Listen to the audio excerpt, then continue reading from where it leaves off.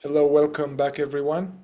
This is another episode from the playlist of Reigniting the Fragments of the Fourth Way, where we discuss from a theoretical as well as experiential and practical point of view some core concepts, practices, tools, knowledge from the Fourth Way system of Gurdjieff, as well as his disciple Uspensky. And you'll see below a playlist where there are 20 plus episodes, and if you're interested in this, we suggest you go through them all. And this is meant to support practical work along the lines of the Fourth Way, and the aim is for becoming more conscious and waking up through the truth of what we are, and then to the truth of reality, cleaning up ourselves from various false identities and torturous patterns. Yeah, welcome, Peter. Thank you, Mihai. Although we are primarily studying Fourth Way ideas, we will have an eye on, or we may make reference to the various concepts and theories from the Non-Duality tradition. And then, due to the fact that I am a somatic psychotherapist and work with a lot of people, I cannot help but refer to some clinical verification and experience that are related to these ideas we talk about. And today's topic is on features, chief feature. This is a Fourth Way term, which is related to the concept of false personality. False personality, or the imaginary picture of oneself, is the Fourth Way's term related to ego. Ego, in other traditions, the separate, imagined self, separate self, the sense of me, separate sense of me.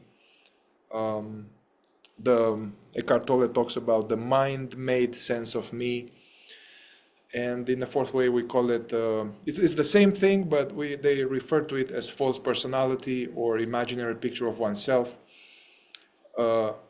where humanity lives, where we live if we don't do any special type of inner work, awakening work, self-exploration work. We are just in the default state of, it's called the second state, the state of when we wake up in the morning. In that state is called, in the Fourth Way, waking sleep, actually. It seems like we are awake, but we are not from the point of view of what's possible. So in that state of setting of waking sleep, we do not know ourselves. Our real I, the self, is dormant. Our essence, actually, which is our authentic expression, our authentic nature, what's true about this machine, this body-mind, it's also pushed in the corner. Our essence, our authentic nature is squelched, is controlled by this psycho-emotional somatic structure called false personality. So this is what is running the show. This is what feels like this is me, this is I, and goes to work and deals with people. And in the Fourth Way, the idea is that this false personality is like a big construction and has several, two or three pillars. And the concept of this idea, it's not a concept, it's actual reality. If you are open and try to verify, there is some core feature of the false personality of the ego is what Gurdjieff called the chief feature or chief fault, chief weakness, where we are most mechanical, we are most asleep, we are most identified. Our consciousness is identified with the core sense of ego, and then there is some kind of very automatic way of operating, way of thinking, way of feeling, way of dealing with the world So that will be a core aspect of our ego. That's the feature. And so we are going to speak here first on, I will let also Peter, if he has any thoughts on, any thoughts on this, what chief feature is, as well as what is the purpose? Why do we need to identify our chief feature or chief features, and why? And what are we supposed to, let's say, do with it once we identify it? So that's what we're going to do. And after a little bit of context, we are going to go into each feature and describe it thoroughly, with the hope that you can identify yours, and we'll describe how that particular core mechanicality, sense of identity in sleep, how it thinks, how it feels, how it deals with people, how it thinks about oneself, how it deals about the world, and thus keeps us asleep. And then we'll also outline some exercises or practical pointers in order to struggle more effectively with that form of sleep and identification. I mean, all the time the struggle requires self-remembering and self-observation in the fourth way.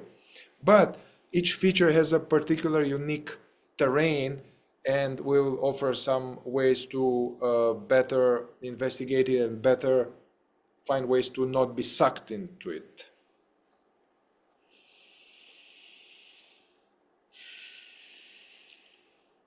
Any thoughts on anything you'd like to say on this, just the idea of chief feature or anything that was evoked? And why is it important to... Mm-hmm. Thank you. And as we were talking before we started recording, this is not an easy area to describe necessarily, because it's not formulaic. It's not an exact science. And it's also connected to so many other ideas in the system.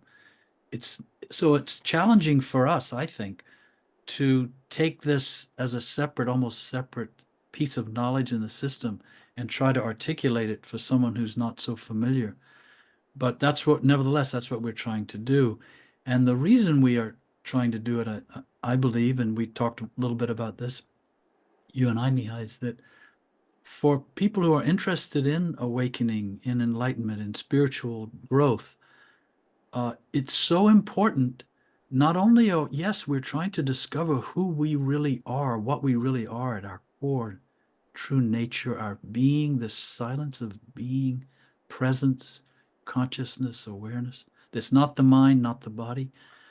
It's so important in that, at the same time, and often as part of the process, to understand what we are not, who we are not, what our identity appears to be but is not. That is not our real being.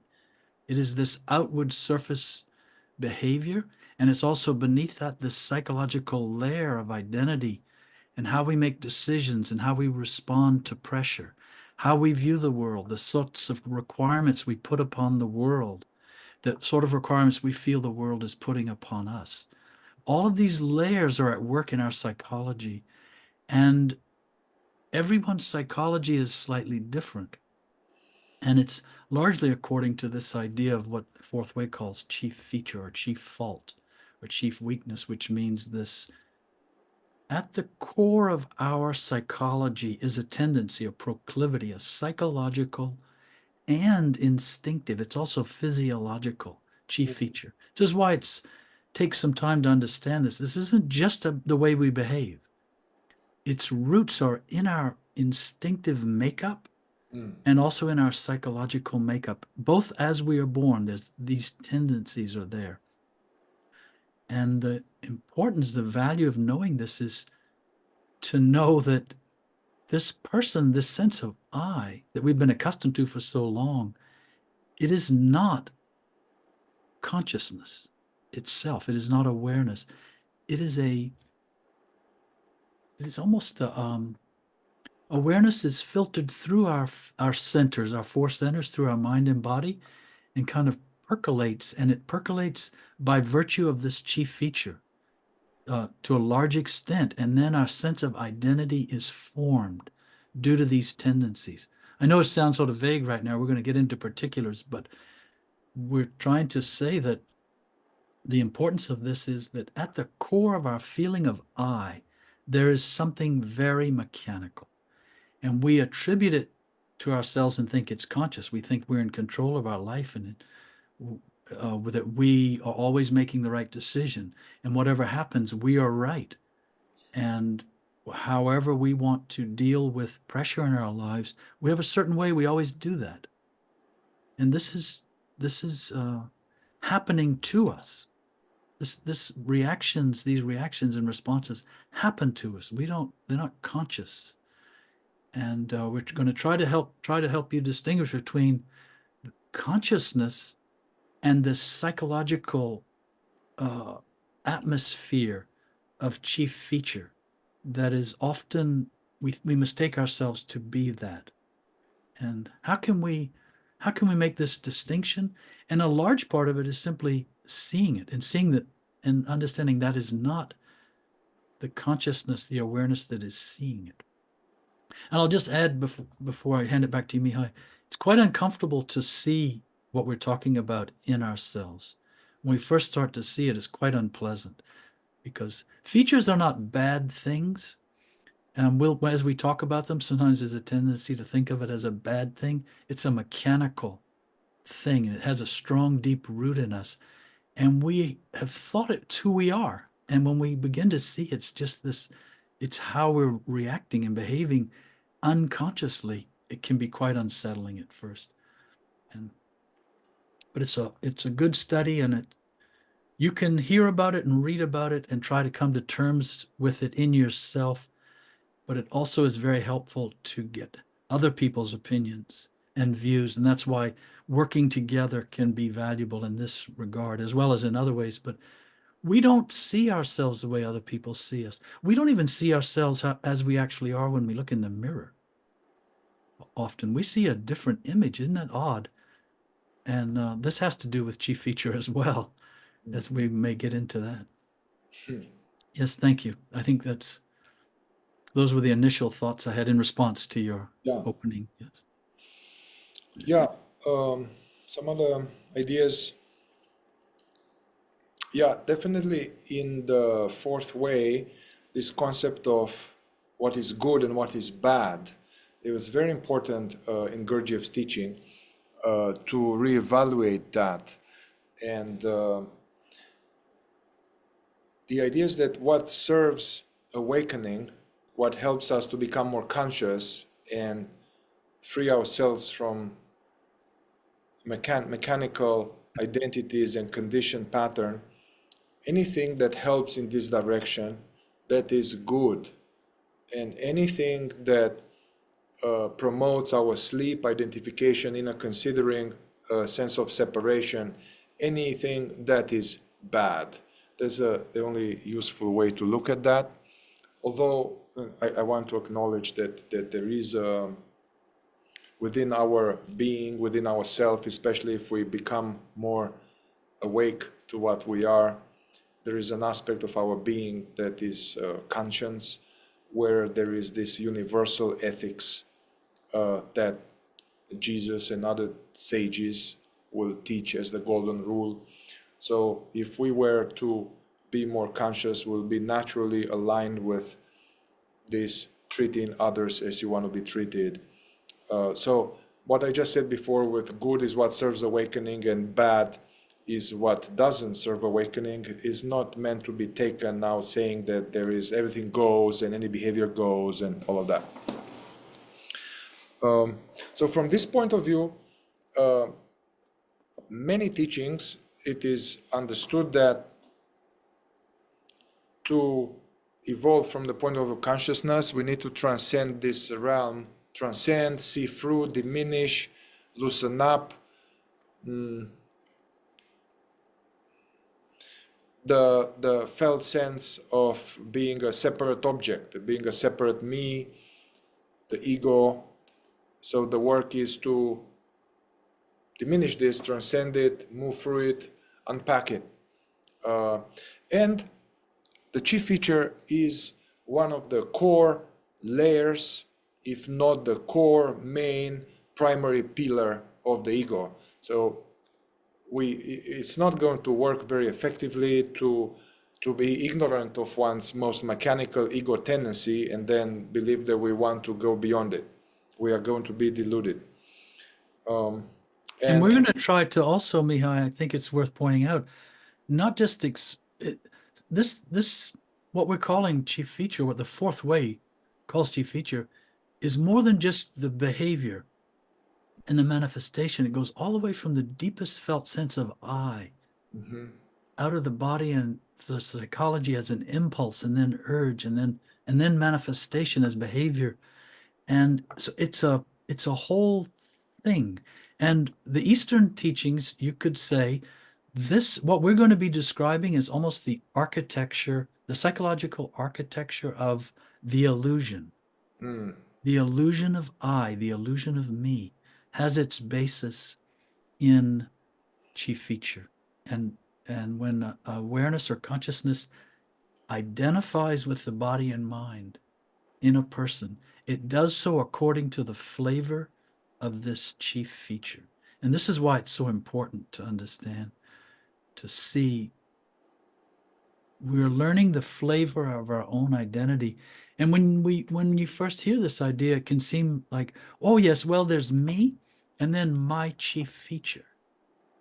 But in fact, no, as we used to say, you don't have a chief feature, you are chief feature. Your sense of identity as a separate self, as a person, is based very much, almost exclusively on chief feature. And this is why and how it can be so useful to know this information and to observe ourselves this way. And to touch on something you said, this feature, chief feature, has also some very, it's inbuilt in us at some physiological, glandular level.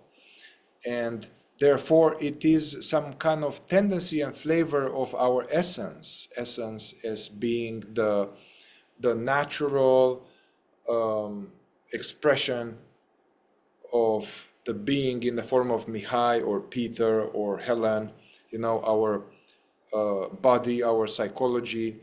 As each child that you see, it's a little bit different child, a different temperament, different preoccupation, different interest. Even if you don't condition the child, they are kind of different. Dogs the same, they are kind of slightly different flavor. So what is worth mentioning is that chief feature comes initially, it's as a tendency in our essence, which is not bad in itself. It's somehow necessary for diversity, it's necessary for life, it's a way of orienting, just like we have a body type or center of gravity, there is certain tendency. But what happens is that through the process of development, the growth of false personality, through conditioning, through all that we learn, that what the world is, how it is to be a man, what's the way to have success in life, through imitation, through dealing with adversity, through being wounded or traumatized, through all of these layers upon layers, through osmosis, this essence tendency now grows, becomes like a whole plant, like a whole tree, and it develops, it becomes this false sense of myself. Yeah, and that's what we are going to explore. And so if you are coming to any of our groups, I would invite you to listen to the following thing and try to be open and see, where do you recognize yourself? Where do you recognize your false personality? Be practical already. Which one of these you feel like they are in you? And the work is that, okay, so what to do about it? So we are going to share some of the things so you can identify them in yourself. But then what to do? And in the fourth way, the idea is that initially you can't do much, because we we first of all need to become more conscious, more awake, more frequency of self-observation, more frequency of working along all the other tools of the fourth way. And as we are a little bit more conscious, now we are going to be able to see this. We won't be able to stop it initially. So the first phase is to identify and start to notice it in oneself, or to notice it after it happens. Uspensky was saying sometimes this thing comes, this feature comes as a creature, as a dog, but it's so fast and you can just see it as it turns the corner. But then as you get more aware, you can catch it as it's happening. And initially is to study this dog, to study it, to see when it comes, what it thinks, how it feels, what it was triggered by, what it wants. So first, we study a lot before we are able to do anything. And then as we study it more, and our ability to witness accumulates more being in it and more decision power, then we can actually start to struggle with it in a way that we catch it, and we may be able to not get hooked into it right away, or we may be able to resist it, like not go along with it, and use this chief sleep as a way to wake you up, realizing, oh, I was just about to go into this deeply mechanical tendency that I'm doing all my life, and to wake up to it. And we are going to offer practical pointers for each one of them. In the end, it's not so much that we're trying to avoid these manifestations. We're trying to not be pulled into fooling ourselves that this is our identity, that this is false. It's an artificial form of identity. And most people on Earth throughout history have thought that it is who they are. That this is the truth, and it is who they are as a human being in this form. It is not consciousness. It is not awareness. It's not the source of their being.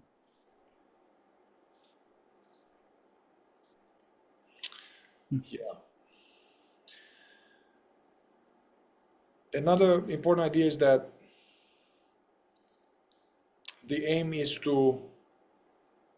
one of the aim is to free oneself from the involuntary mechanical manifestations of that feature. And we are going to retain some of the proclivities and tendencies of that, our essence. So let's say, we are going to perhaps give examples as we go into each one of them, but so I can free myself from the tendency to kind of feel that I know best and everybody should do what I say, and influencing people, controlling the environment, controlling everything, and feeling that other people are incompetent, and having a compulsive tendency to tell people what to do. Yeah, one can free oneself from this. So then I let people be who they are and let people do their thing.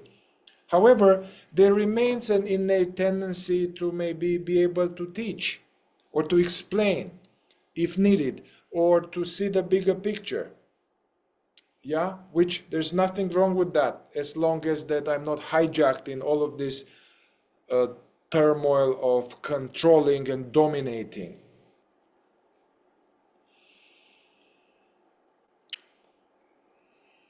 So I suggest, Peter, we are going to go into each or either pairs of features and share how they operate, what they think, what they feel, what they try to do, what they're afraid of, and some practical ways to um, to diminish them, as well as maybe what's the initial inclination from essence that they arise from.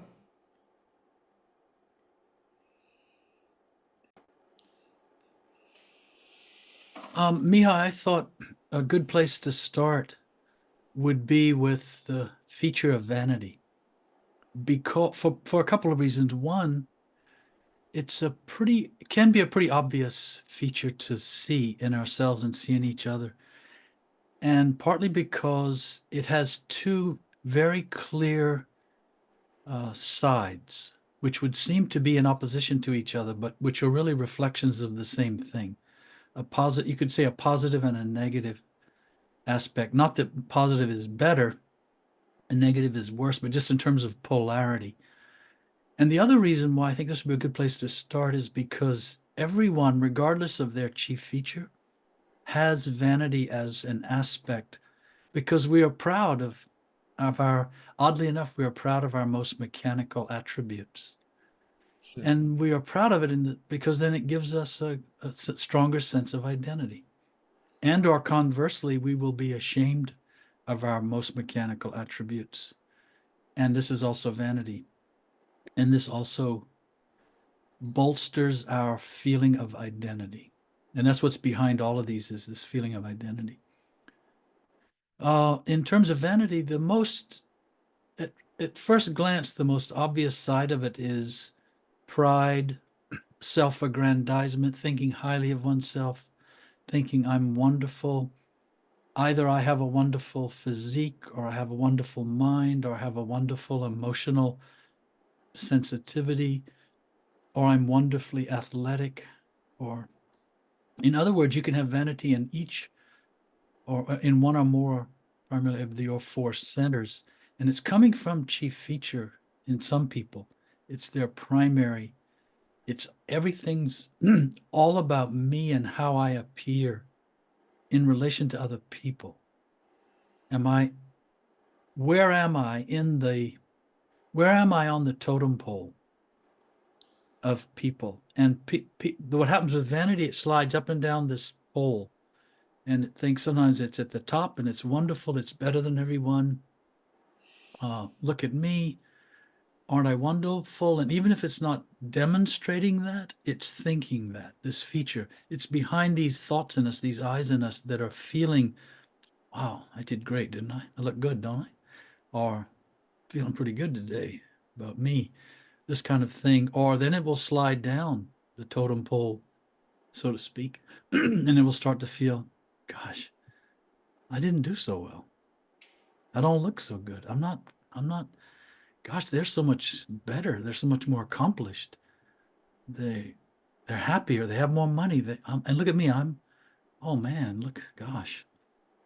And so it's this psychological up and down of vanity. Some people will tend to sort of live from the middle of that pole up most of the time, and some from the middle of the pole down. But everybody goes up and down with this vanity. And maybe we can give some examples of these two dimensions, or we can start, I don't know how you feel, Mihai, and talk about the positive side and then the negative side, or however you feel inspired to describe it.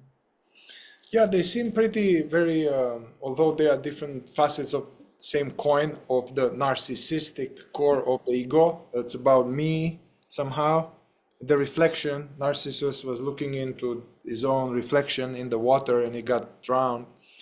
But although they're the same thing, they are very distinct flavors. So let's start with the inflated idea of oneself and this kind of vanity, arrogance, feeling that I'm better. You know, the thoughts and the feelings and the worldview is there's this I'm better.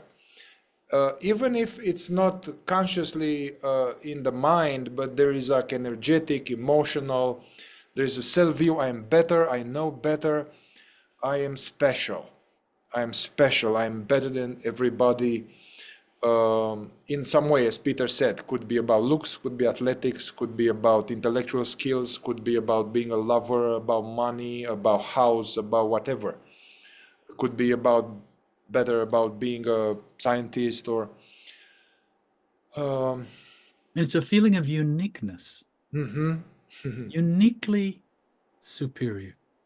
Yes. Superior, yeah, superiority. At the same time, it is. It also there is a desire to be seen and recognized as such. There's a desire to be seen and recognized as superior, as better, or just to be seen, just to be liked, to be appreciated. And so this feature, vanity, will be busy trying to do something in order to get this. It tries to get this attention from other people, like, oh yeah, yeah, whoa, yeah, Mihai, it's like, it's amazing, it's great. So it will do it either by, let's say, by the way it talks, telling stories, talking about oneself. Vanity wants to talk about oneself, about one's accomplishments, about one's experiences. Even in the realm of spirituality and awakening, there can be this spiritual ego, spiritual vanity of being more awake, more accomplished, more retreats, more meditation. I've been doing meditation for 30 years, man. I've been doing this. There's the resume. It's called the spiritual resume, where I want other people to know of these things. So wanting people to know, to see me as whatever aspect of the vanity is. For clothes, one can try to be to be liked with one's instinctively, to preoccupation with the haircut. When I was younger and I had more hair, hair was very important, and the looks, and this whole, there, all the industries, they are capitalizing on vanity, man. Clothes, cars, it can project now on looks, on my shoes, on my, how the house looks, on my car, and therefore I need to have this Audi, it's ultimate Audi TT, because I need to have this, because it feels good when I get out of it and I'm seen in this. Or I need to have this woman, this kind of so-called eye candy, that's a prize, a trophy, so then I am special. And I was just thinking, listening to you, Mihai, that a simple sort of everyday way just to start noticing the chief feature of vanity is to notice what happens when you look in the mirror. We look in the mirror, for purposes of brushing our teeth, washing our face, shaving, so on. But then we glance at ourselves in the shop window or in the car window, or some people, almost any opportunity they have. Even they'll be at a party talking to someone, and behind the person they're talking to is a mirror. And they'll be constantly checking themselves in the mirror while they're talking to you. They'll be kind of, yeah, I know what you mean, Mihai. And then they kind of, and all this. And this is all vanity. It's all a self-preoccupation with how I appear. And this, in the example I was just giving, it's more physical appearance, but it can also be, aren't I clever? I can spin a yarn if you need me to and appear very clever or witty, or these. So it manifests differently in us through our different centers. But the mirror thing is a pretty good thing for watching. Just without even explaining what vanity is, we could say, just watch what happens when you're looking in the mirror. Try to see a little bit of the psychology that's going on in you. There's an evaluation going on. And this is what vanity is concerned about. Its own self-valuation. It wants to rank. It wants to rank well, and although for some people they get accustomed to ranking low, and then they feel that's me. I always rank low. I'm a nobody. I'm a no good. I'm a failure. I'll never amount to anything. It's the same thing. It's a self-evaluation in positive and or negative form. But we were going to stick to now to the so-called bright side of vanity, what appears to be the bright side. there is a desire or imagination of being perfect, imagining oneself to be perfect or wanting to be perfect and wanting other people to perceive one as that. Therefore, this feature is very uncomfortable when one points some shortcoming, when one is being criticized or one is given some feedback. Vanity doesn't like that. Will be defensive, will explain why it's better like this or that, because this whole construction of superiority and higher ranking is feeling threatened. So it's very good work for vanity to take feedback, and I mean it goes against it. It requires a lot of conscious effort to just listen and thank you, not defend, not justify, not fight back. Desire to be in the light. There's some, there may be, an initial tendency, in essence, to be, let's say, could be charismatic, or could be in a way that being playful or being comfortable and social and connecting easily or liking to act, to play, to fool around, yeah, with others. But then that one is going this area of arts and acting and to be in the light, because that will be a good way to get vanity juice for the person. I mean, having followers, having a YouTube channel, having an Instagram thing, and there are many followers, and this can take from very shallow forms of influencing about a bunch of stuff that doesn't matter, to being like a spiritual teacher and checking. Vanity is going to check, do I got more followers, or what's happening here, and what are the comments. Somebody makes some bad comments, then vanity, ego is going to be affected by it. And you mentioned, Mihai, that whole industries are now designed around fueling and feeding features, and particularly vanity, the cosmetic industry, social media, of course, the whole idea of clicks and likes and dislikes. It's right up the alley here of vanity. And people get quite concerned in the social media world.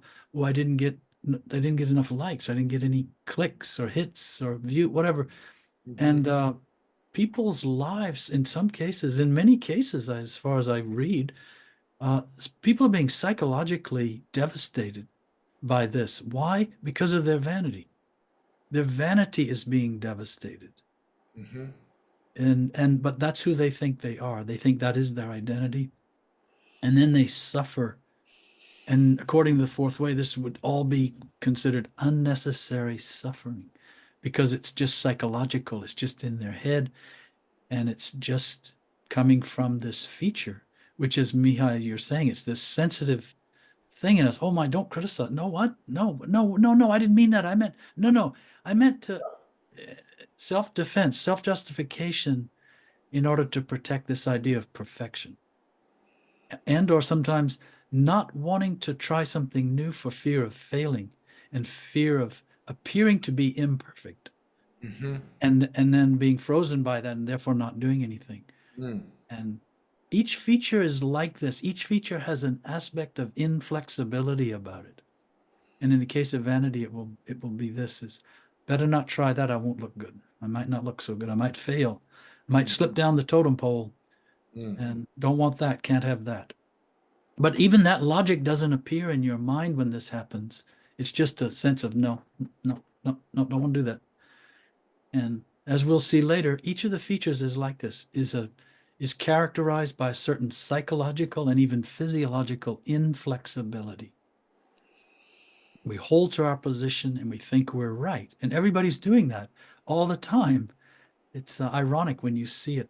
It's all these egos trying to outposition each other for the sake of themselves. That's, unfortunately, that's the nature of our psychological arena in an unconscious state. Yeah, made me think of this selfie, the culture of selfie. That is a very obvious example of vanity feature in action. And yeah, it can take this form of, let's say when giving a presentation or giving a talk or leading a meeting, one will be very uptight and controlled in order to be perfect, in order to be liked, in order not to make a mistake. Yeah, vanity feature doesn't like to be wrong. I know people that it's almost impossible to say something to them or any little pointing out something because right away they've done nothing wrong. They're not doing it's other people's faults, other things. This defensiveness comes from that, trying to look good at all times. All And the at way the same to time, yeah. no, I was just going to say at the same time, vanity is very fond of criticizing other people. Doesn't want to be criticized and found at fault. And ironically, it's exactly what it does to other people. It finds fault easily, quickly, and it criticizes and it judges and condemns and complains. This is also the other side of vanity that's protecting this notion of being unique. And I'm unique. I have no weaknesses. I'm special. I deserve special treatment. I deserve to be treated as, but why aren't people treating me better? Blah, blah. And it's almost like an offensive defense is to criticize and judge others. But then watch what happens when it comes back to us, those same things, how we are, no. And so on. And another form this takes is often with vanity, given the least little stimulus, we'll start talking about ourselves. And we almost wait for other people to finish talking so that we can tell our story or tell, well, you know what, I did that too. And anyway, it turns that lens of, you said the spotlight. It wants to always turn the spotlight back. And it's not necessarily even to be on stage to say, look at me, I'm on. It's to feel unique. It's to reinforce the feeling of uniqueness. And we are so, there's an expression, self-centered. We're also self-centric. We see everything from the perspective of ourselves primarily, and this is vanity. And we all have this. Everyone has vanity. In some people, it's just more exacerbated, more at the root of their psychological tendency toward a feeling of I. Yeah, and it has a range from being very, very aggrandized, inflated, obnoxious, with a big my name on the tower, and there are some important political figures like that. It's obvious for everybody. Big vanity, better, big, up to, but at the same time, this can take this spiritual ego vanity that one is really contained and sophisticated, but it's inside, some kind of subtle.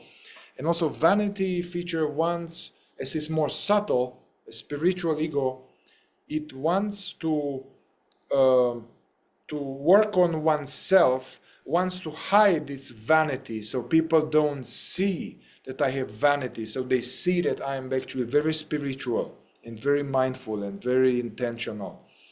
So it wants to work on itself in order to be even more perfect and how to get more recognition.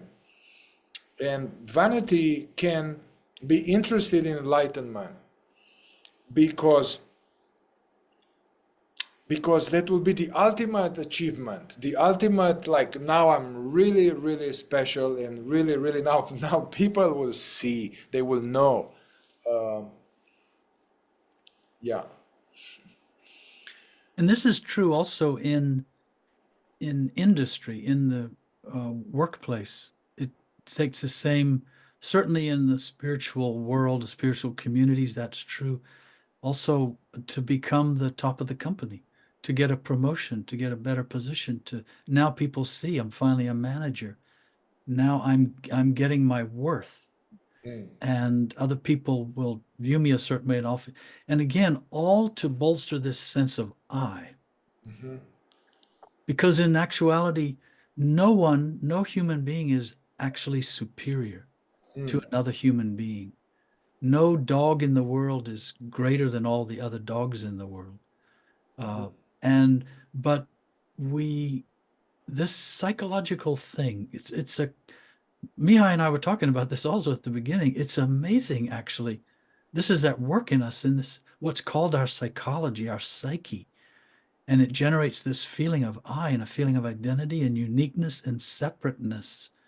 And it takes all these forms and it's artificial. Mhm. It's not consciousness. Our consciousness, our awareness is tied up in this. It's entrapped in this. It's imprisoned in this. And ironically, of course, we'll talk about this later, I'm sure, it's imprisoning itself in all of this. We each have this mechanism, these tendencies, these vices, as they've been called in the past, not as bad things, but as mechanical traps. They mechanically entrap our awareness, our consciousness. But its consciousness does this to itself, and you could say also. And what we're trying, by way of introducing this information, sharing it, is to provide a means for understanding that we don't have to be trapped in the feeling of identity that goes along with the things we're talking. These tendencies are there, they'll continue to happen. It may even seem that they get worse when you start noticing them, only because they're more visible now to you internally, whereas before they weren't. You were kind of hiding. We each have our blinders and we don't see the reality of how we behave and act and how we're even thinking. And yes, in this respect, awakening is a humbling experience. And you could go so far as to say a beautifully humbling experience because you are really renouncing your sense of identity and having it renounced. In some cases, having it demolished, Mhm. stripped away. But we also avoid difficult situations because we want to avoid that humiliation.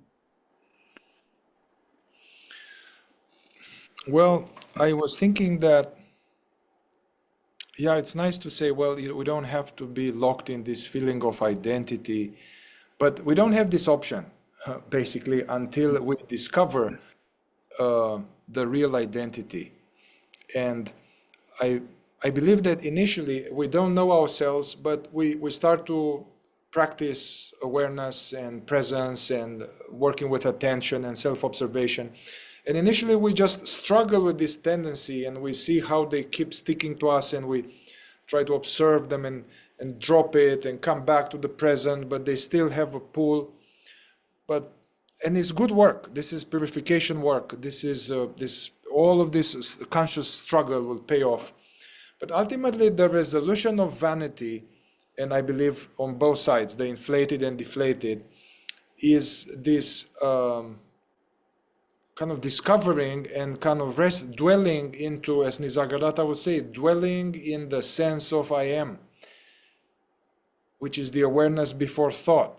So discovering the aware being as that what we are, and then exploring that, in search of the miraculous, then exploring the miraculous, what we are, and realizing, hey, this is not man, this is not female, this is not better, this is more handsome, it's not more, it's just, it's a universal, it's impersonal, it's no merit, and is nothing to do with the ego, and the realization that I'm no better, no worse than anybody. There's the realization of that, and that and the real self will be the antidote for that to naturally now collapse or be like weaken a lot, because it's like bullshit, all that, and it's so taxing to maintain that efforting and to be seen and selfies and this and that. It's so much work. In the in vanity, there is a sense of insecurity actually underneath. All of this comes because there's something insecure underneath actually. And dwelling as the being and having all of that resolved to some degree, then they're secure. They don't need to do all of that stuff.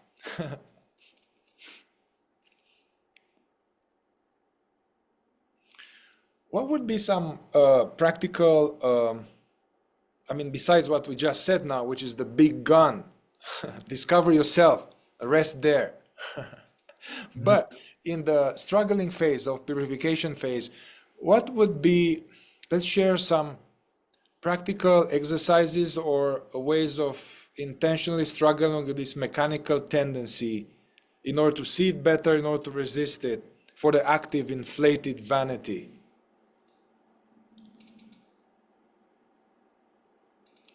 Yes, I think you touched on a few earlier, Mihai. One is we can try to talk less about ourselves on purpose, consciously, just to witness. When we do this, if we are inclined to talk about ourselves particularly, we'll notice it creates discomfort because we want to tell our story, we want to talk about our situation, what we did last week, etc. So just simply trying to not talk about oneself. It sounds like such a simple thing. It can be a big thing for many people.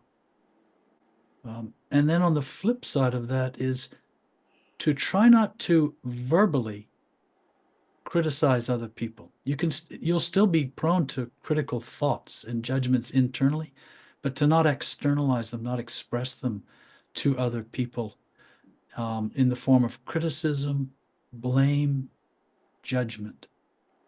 Gossip is an example of this. We love to sit with someone else and complain about somebody else who's not there. And this is vanity. And it's bolstering our sense of ourselves at the expense of someone else. And so those two things come to mind. Yeah. Not talk about ourselves and try not to verbally criticize and blame other people. Yeah, and try that. That is somebody with vanity feature. That is very, it's almost impossible. Also, don't take it to the extreme, because you can be in a spiritual group, and then it is fine to talk about your work and what you discovered and this or that. So don't becoming now some extreme. So now there's nothing to talk about, and I'm like, use that as a period. Try for a week. Try for a certain meeting with this person. Try for a few hours to skillfully, inconspicuously redirect the conversation away from myself sometimes. Try to be interested in other people.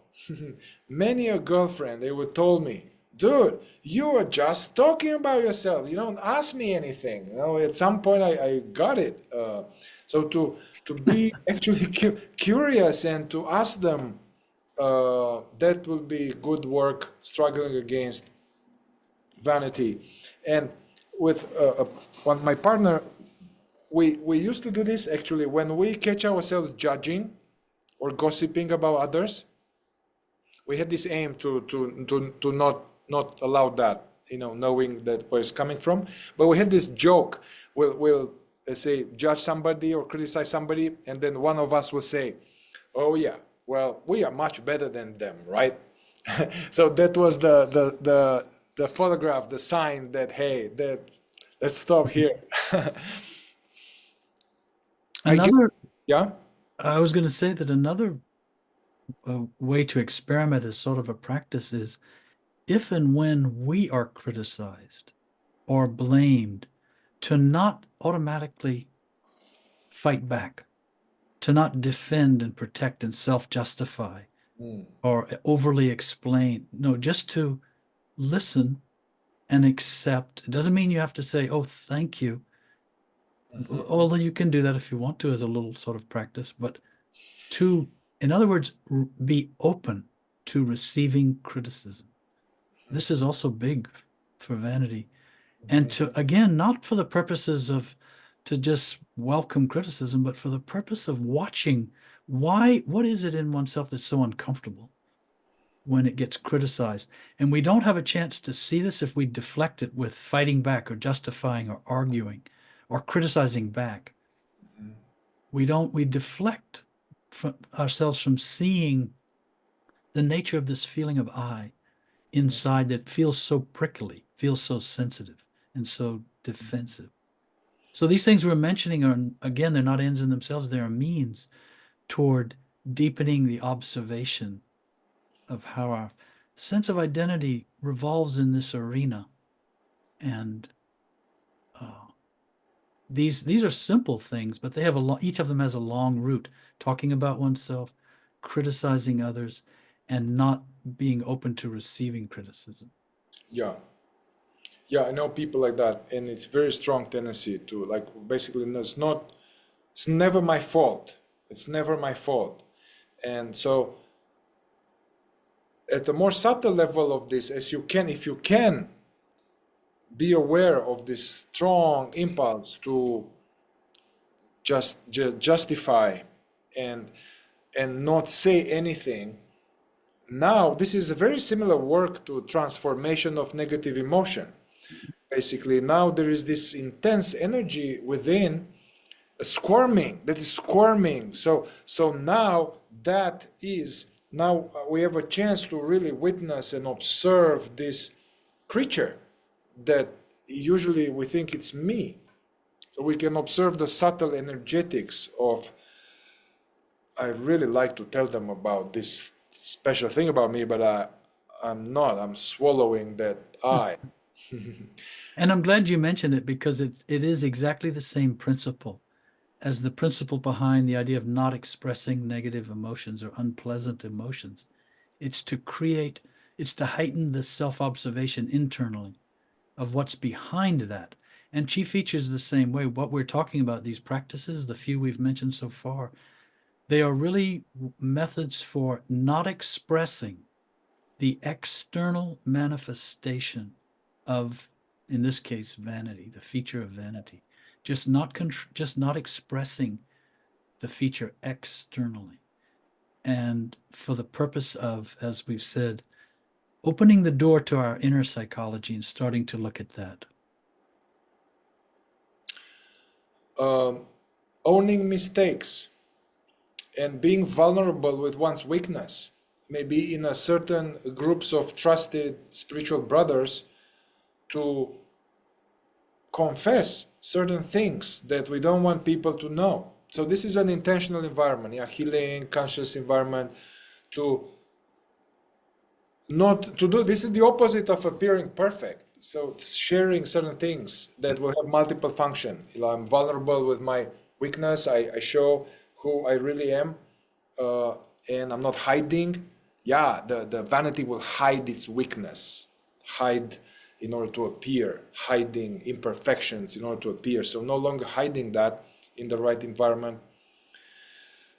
Being on time, I think that's the thing. I think it's connected to vanity for some people. I mean, being late can come from this pattern, can come from different features, but vanity can just be late and be okay with being late because feeling that is special. Rules don't apply to me. It's okay, whatever, I do whatever I want because I'm superior.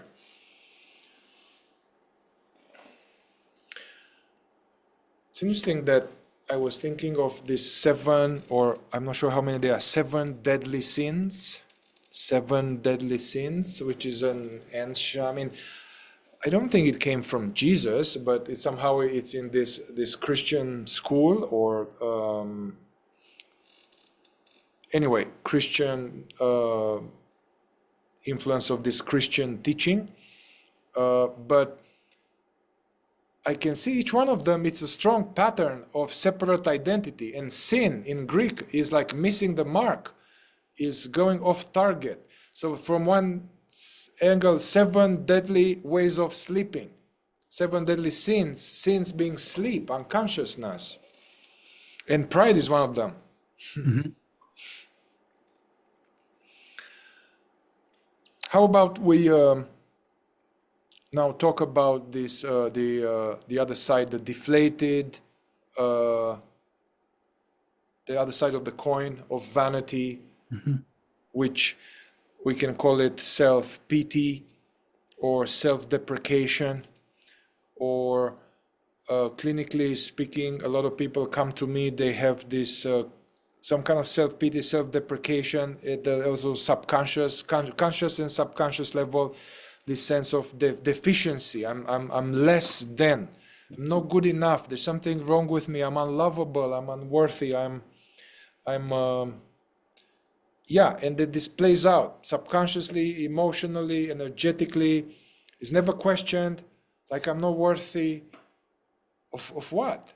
For whom? What are you talking about? You know, it's so taken for granted. Not good enough. For whom? Why? Such a very subconscious, deep imprints. Although this now plays out often plays out in thoughts. Yeah, like a person with this feature will have lots of thoughts, self-criticism, will have, oh yeah, look at you, man, you've done this again, beating oneself up, judging oneself, seeing oneself in a deflated light, in a dark light, and expecting and knowing that people will see one like that, then avoiding people, avoiding interactions, because one believes this deficiency about oneself and imagines other people will see the same. Yeah.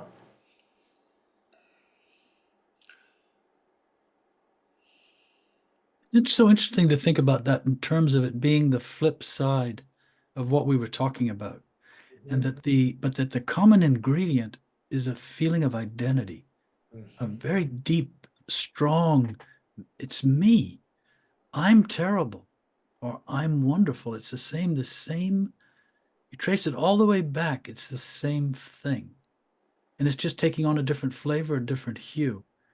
And it's according to often circumstances of life. You take two people, they both are born, they both have this tendency toward vanity. You put one in favorable circumstances where they get a lot of positive reinforcement, things go well, they get opportunities, they get positions, they get recognition, they develop, circumstances enable them to develop a certain kind of reputation, a positive, they feel great about themselves, even though they still don't like criticism, let's say. Then you take the same person, another person, same exact feature, you put them in unfavorable circumstances. And then what are they going to do? They're going to develop a sense of themselves as someone who's somebody else's problem all the time, or who needs to keep their mouth shut, or who, whatever it is, it's more passive and more negative, as opposed to more active and more positive form in which the personality develops around vanity. But it's the same thing. And in a way, this can be a relief to understand, because it can take all the air out of either the very positive or the very negative sense of vanity, of uniqueness. Oh, wow, look, those aren't important. Those aren't even important. What I'm discovering about myself is that deep inside there's this feeling of I that wants to hold on, wants to insist on itself. And all of these other accoutrements are artificial. And that's why the fourth way calls them false personality. There's chief feature, and then the manner in which it manifests in us is our false personality. But Mihai, what about we can start to describe this more, this negative side, maybe before giving also some suggestions. What are some practices for people more prone to the negative side of vanity? What could they do to better see this objectively in themselves? Yeah, actually, I realized that I'm not thinking in terms of fourth wave features when I work with usual clients, but I can see that actually a lot of the people that come to therapy have this deflated sense of vanity with the deficiency story of me. And I would say that there are different types of work, they are all necessary.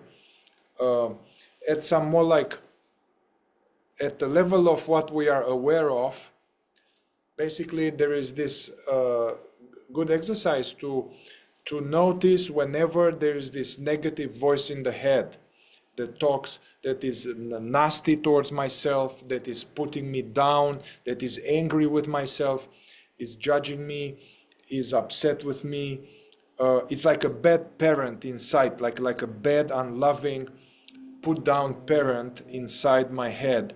So the exercise is to really make to notice whenever there are these voices, this type of voices, and to with more self-remembering and awareness, to not tolerate that, to kind of stop it on sight, to not go along with it, to notice it, and to drop it and come back to the present and engage the senses in what is real. So using this negative voice as an alarm clock, as if there is a bell. So for people in the fourth way which are interested in awakening and they have negative version of vanity, yeah, to use these thoughts as a alarm clock and to drop them on sight. That's like negative imagination. It's a very harmful form of judgment towards oneself. It's like a snake. It's a poisonous snake.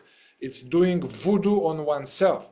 Also, physiologically, each time we have negative thoughts, this is like we are short-circuiting a little bit, or weakening our energy system and our chakra system. So it's kinesiologically we are doing voodoo on ourselves.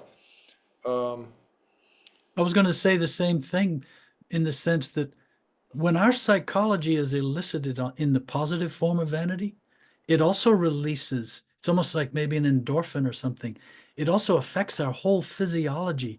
Just a compliment from someone can suddenly, it goes through the body, and you feel it's not just the vanity, this feeling of I, it has a physiological effect on our whole organism that feels, for lack, well, the best, it feels good. And the opposite of when you just described it, Mihai, when this something else happens and we psychologically are feeling down about ourselves in some way, it physiologically dampens all of our energy. And this is what's hard to get out of. This, now it's embodied us, it's fully embodied us, this feature and this psychological, and it's not a matter of just thinking our way out of it now. We have to understand it's in the body, and have to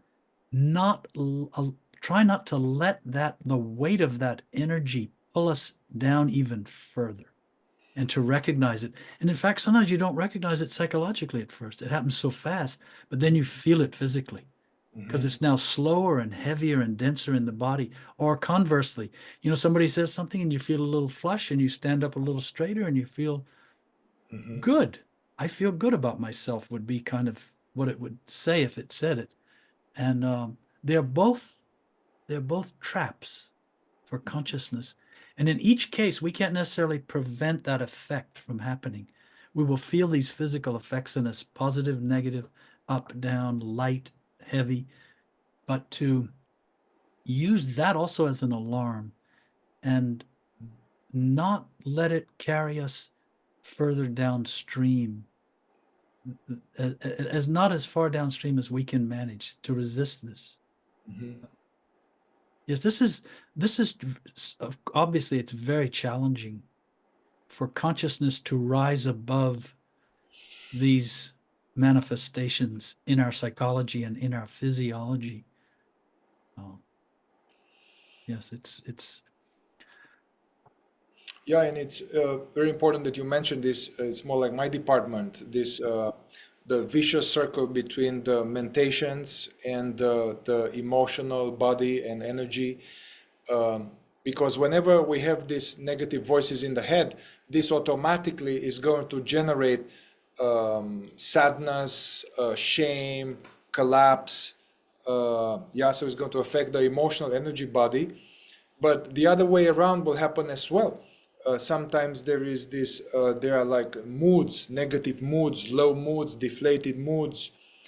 And actually one can, when I do this with clients who are doing psychosomatic inquiry, they don't seemingly have thoughts about stuff, but they just feel bad in their body.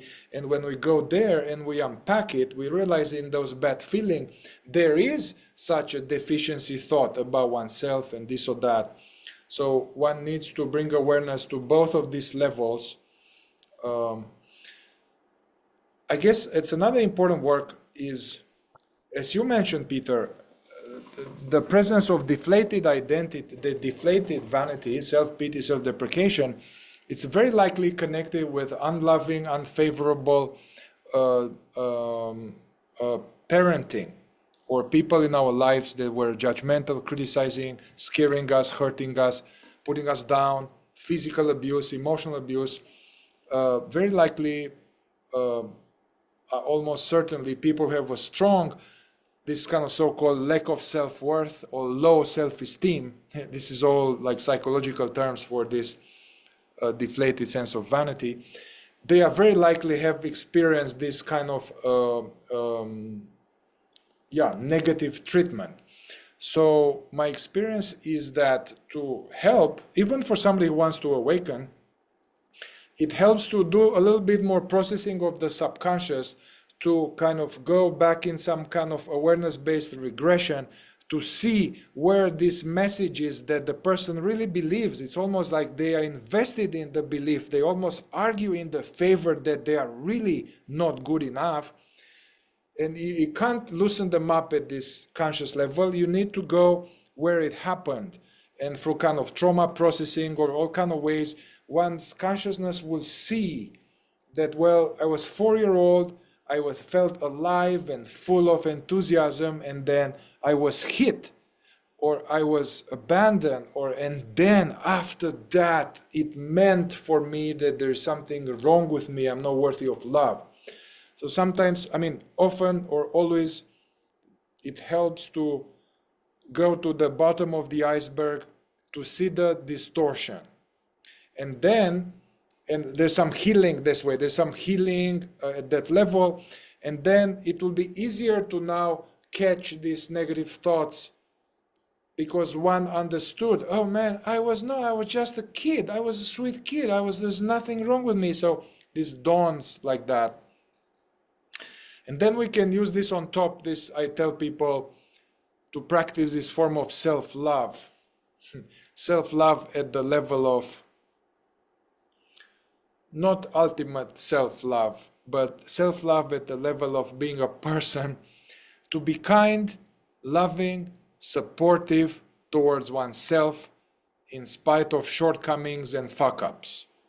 As a rule of thumb, to not be okay with nasty, judgmental, negative thoughts towards oneself, and try to be loving, supportive, kind in spite of shortcomings and fuck-ups. Like it's a reparenting this way. So yeah, you make a mistake, man, that was not ideal, was my part here, take accountability, correct the situation, get back on track, but I don't need to beat myself up.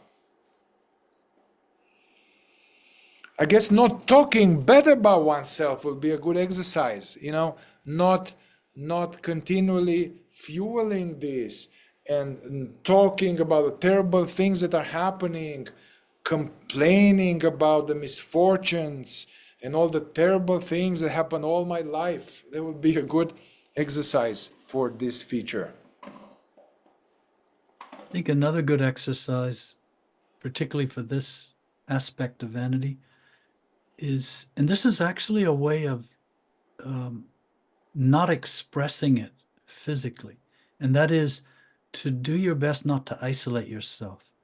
When you feel poorly, when you're in a low mood, it's pulling you down more deeply, you're feeling self-pity, beating up on yourself in some fashion, to, if you can, try not to isolate yourself, or if you do isolate yourself, to try not to do it.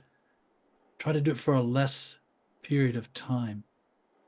Ironically, it's fueling vanity. When we isolate ourselves, we're fueling this sense of identity, and nothing has a chance to pull us out of it. We can just go wallow in the feeling of I. It just happens to be in a negative form. And there are many other things that go along with this. I know, Mihai, in your practice, other things, addictions and eating and self-harm and whatnot. What happens is people tend to go and isolate themselves and then maltreat themselves, ironically, to feel better.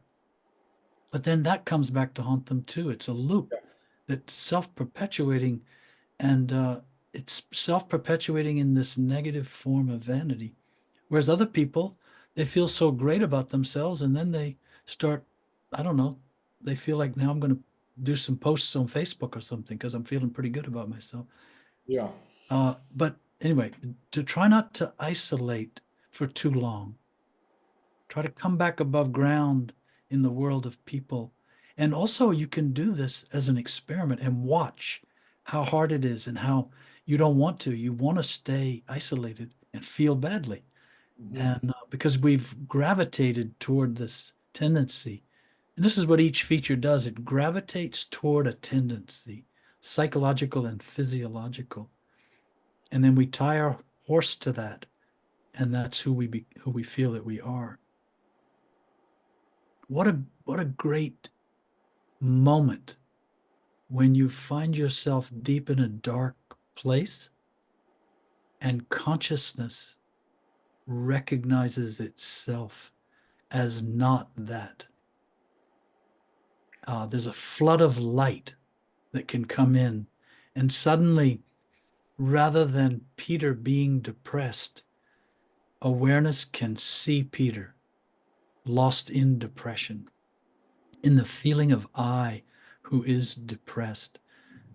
This can be such a beautiful, freeing moment. And the same is true when you see that the self-aggrandizement and the love of ego, the love of self, is also not it.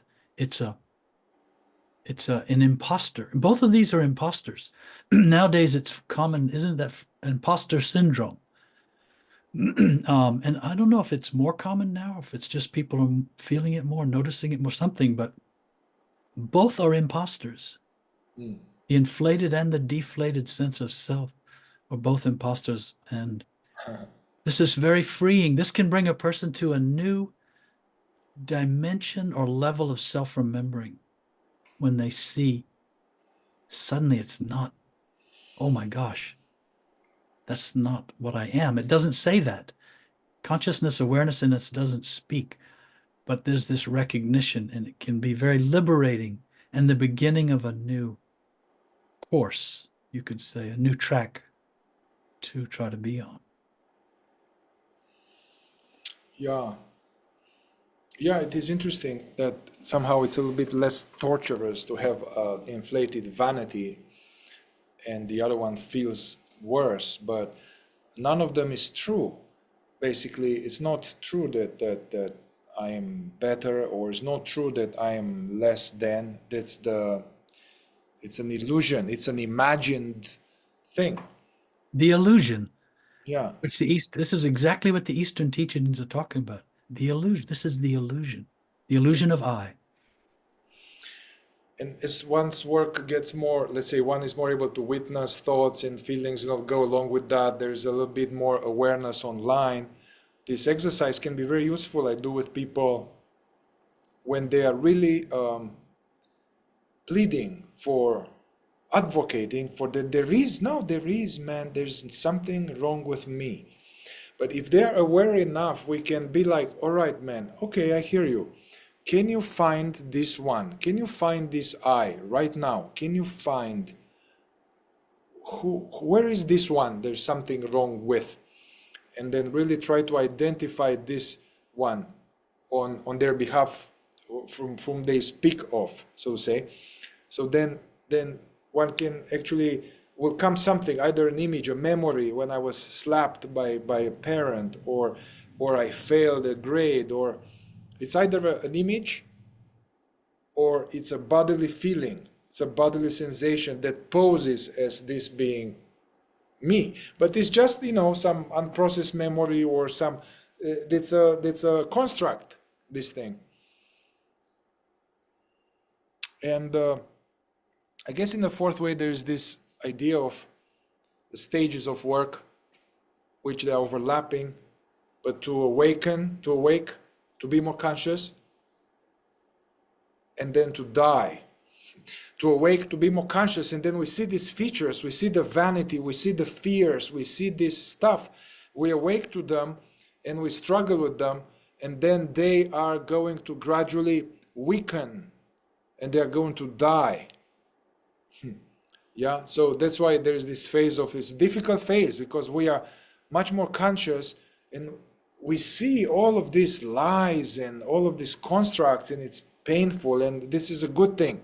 If it's painful, without wallowing in it, without embroidering it, but this is the process of dying of the false sense of me. So it's a good thing. It's good for awakening.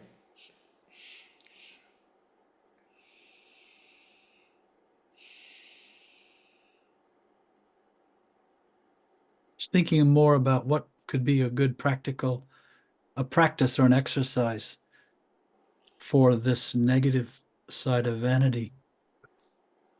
I don't know, it's a more delicate arena, but I notice what happens is it's easy when you're feeling down on yourself to play the victim card. It can be subtle. It can be kind of getting teary and crying and then wanting someone to reinforce me. So can you kind of, please, I need something outside of me to make me feel better about myself. And that can be useful temporarily, a hug or someone holding you or this kind of thing. But ultimately, what we're talking about is this, what was the word you used earlier? Security, a sense of secureness.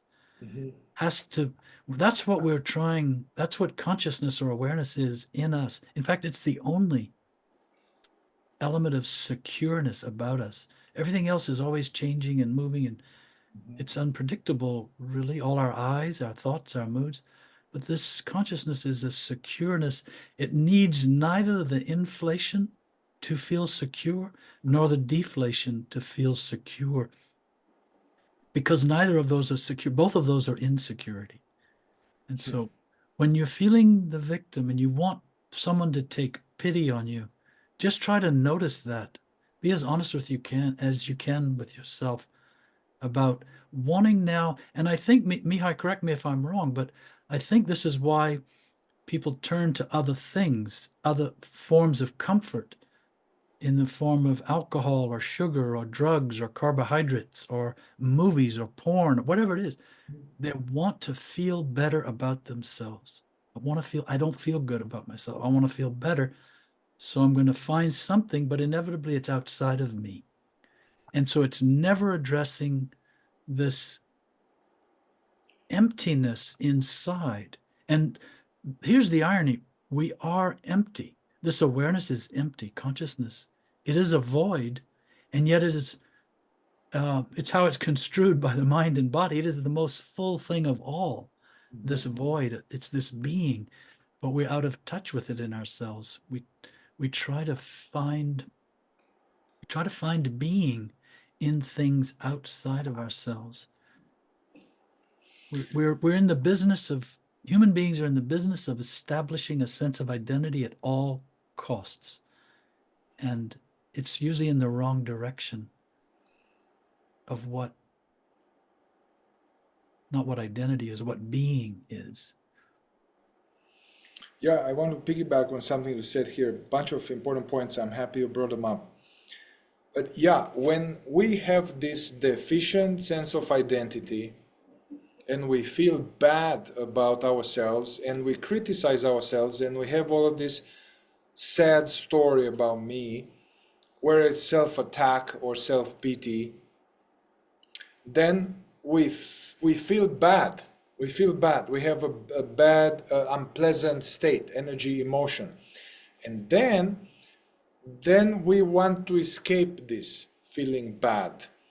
And we want to alleviate it, which is a natural impulse in us. Our system seeks pleasure and avoids pain. So we go into all these compulsions and addictions, basically to not feel those bad feelings associated with this deficiency identity. And however, that that becomes a vicious loop, and then will further, especially if we go in a certain hard substances. And anyway, if we go deep enough in any of them, sugar, porn, tobacco, vodka, anything, is going to now strengthen all of that and feed this, like, oh man, look at you now, you're an addict and you this or that.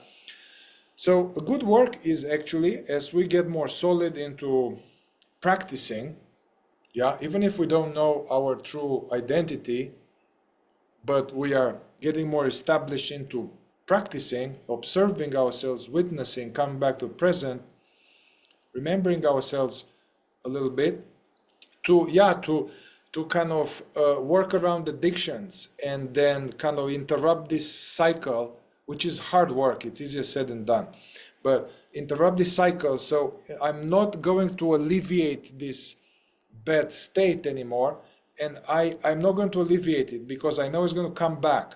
I'm going to really be with it, allow this feeling, investigate it, bring awareness to it, yeah, whenever one is ready to do that. That will be a good exercise. Another one that you mentioned, Peter, there is payoff of being the victim. There is payoff there is subconscious payoff of believing that I will always be a failure. There is a subconscious payoff and utility for believing that nobody will ever love me. And this is important to investigate that. And I do this with people often. They believe this terrible story, but underneath it helps them. If I believe this, it helps me to avoid rejection. It helps me to keep myself safe. It helps me to not put myself out there because I may fail. This is not real beneficial payoff. It's some kind of uninvestigated subconscious utility. I maintain this deficiency story in order for something. And it's important to investigate that, see what's the very subconscious utility of that. That's part of the work. And yeah, ultimately, all of these struggles are useful, and they will loosen up, lighten up the clouds on the sky. But ultimately, the resolution of all of this is to discover the I am, the being which is aware right now, the being before thoughts, after thoughts, and to deepen into the knowledge of that as a child of God, and it's not separate. And so even then we may still have some feature coming up, but then now the work is very different. It's like an old tendency coming, and you can notice it and let it go. Yeah. And that is security, that I'm okay. I don't even know what I am, but I am what I am. And there's this sense of, the real self has a sense of okayness. At least, I mean, to begin with, okayness. I'm okay. Things are okay. There's peace. There's joy. There's love. And then there's all this creativity. There's all this stuff. It's God's being. So it's different than vanity. It's like true self-knowledge. Yes, it's not even a feeling, in my experience anyway, it's not even a feeling of I'm okay, because that comes from the psychological realm. It's not a question of I am okay. No, that doesn't exist as a parameter. It's more you just are. Mm-hmm. You just exist, and everything just exists, and everything is the way that it is. And yes, it's not a. Here's the thing with vanity and with these features in general, and the idea of false personality and the feeling of I, it's always gauging itself according to other things, to something else. And if we could deeply understand that we are intimately integrated with and part of this bigger whole, we would not, there'd be nothing, there would be no need, there's less and less need, I should say, to feel we must establish a feeling of identity in relation to it, meaning against it. We don't need a foil in order to have a sense of being, not a sense of identity, but a sense of being. But to have a feeling of identity, we need a foil. We need something against which we can measure ourselves, engage ourselves, and either like it or be afraid of it, or be better than it or be worse than it. To me, it's fascinating, Mihai, this talk we're having now, because we've taken this subject of chief feature, and you can see all the branches of it, and it's a powerful area. It touches so many things, and it can be such a productive study material for self-observation, and of course what the fourth way calls self-remembering, or conscious present awareness. Looking at all this, seeing all this, and realizing itself seeing all of this. We're like a little universe. Our psychology is like a little universe. All this is going on all the time, and for most part, we never see below the surface. Or it's like a little earth. We never see below the surface of this earth in ourselves. There's so much going on in there that's governing our feeling of identity. That's what we're trying to wake up to and escape from. Yeah. That illusion. Wake up from. Well, I guess one other, before we finish here, one thing that came to mind when I work with people to challenge and observe and identify this feeling of being a deficient me, we can uncover this illusion and see the distortion, and it relaxes. But sometimes there is something else. It's like comes from conscience, something that says, dude, you are lying. You are tricking people. You are not in integrity. You are not doing your job. So there's some kind of truth about oneself. So sometimes some truth about one's operating, basically. So sometimes it's not, sometimes you may challenge and see the illusion of there's something wrong with me, because me is that which is aware. There's nothing wrong with the being that I am. However, Mihai may be running some unconscious pattern that are coming from sleep and hurt oneself or other people, and there's some work to do, man. You got to kind of own that thing and kind of be honest with that person, and you got to work on your selfishness and on tricking people, or on, so one can still work on that. Sometimes that is used as a, well, you see, because I'm doing this, there's something wrong with me. So you can dissociate the sense of identity from having some skaras, some patterns of ignorance that arise in the being that could be cleaned up.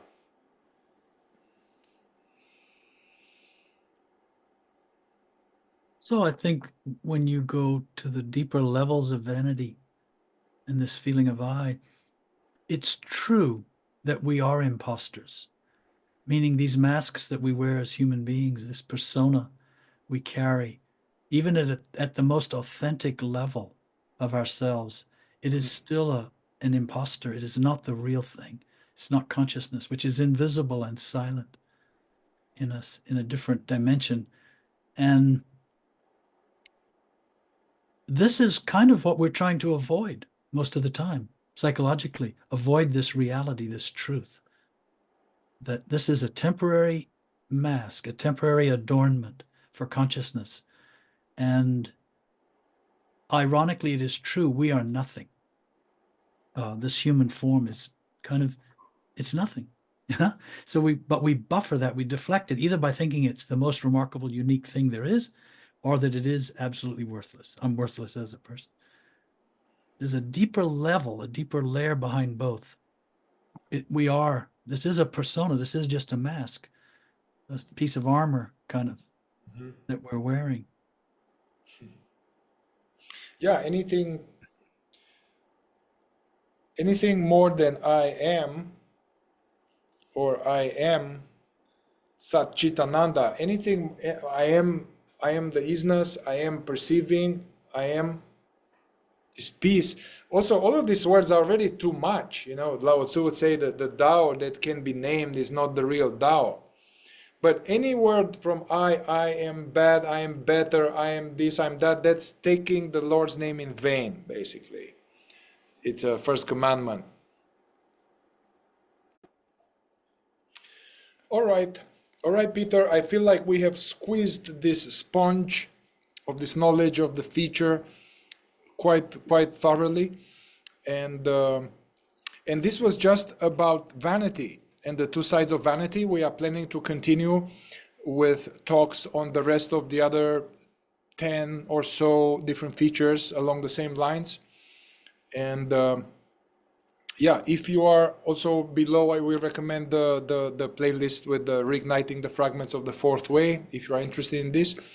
And if you are interested to go deeper, you can, you will see here, Peter is doing a work on his own, working with people, workshops, 1 year training, 1 day immersions, or individually. I'm also doing groups and immersions ongoingly, so you can contact any one of us or both of us if you want to go a little deeper in that.